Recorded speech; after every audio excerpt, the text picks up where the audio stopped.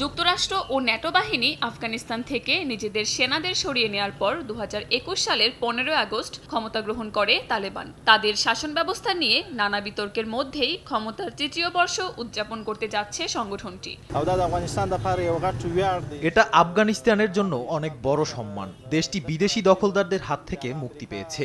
যুক্তরাষ্ট্র ও ন্যাটো আফগানিস্তানকে দখল করে রেখেছিল। 3 বছর আগের এই দিনে আফগানিস্তান মুক্ত হয়েছিল। এ কারণে দিনটি আফগানিস্তানের জন্য মুক্তির দিন। জনগণ এ দিনটি পালন করবে। নানা ধরনের প্রস্তুতি নিচ্ছে সংগঠনটির সদস্য ও সমর্থকেরা। প্রস্তুতির মধ্যে রয়েছে শহরের গুরুত্বপূর্ণ স্থানে তালেবানের পতাকা স্থাপনও। তবে এখনো পর্যন্ত আন্তর্জাতিকভাবে স্বীকৃতি পায়নি এই সরকার। কোনো দেশ দেয়নি তাদের আনুষ্ঠানিক সমর্থন। মূলত নারীদের প্রতি নানা বিধিনিষেধ ও কঠোর নিয়মকানুনের জন্য সমালোচিত এই সরকারকে স্বীকৃতি দেওয়া বাস্তবিকভাবে অসম্ভব বলে জানিয়েছে জাতিসংঘ।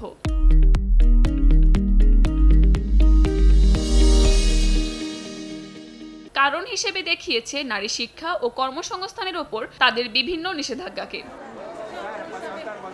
কাকুলি আক্তার, সময় সংবাদ।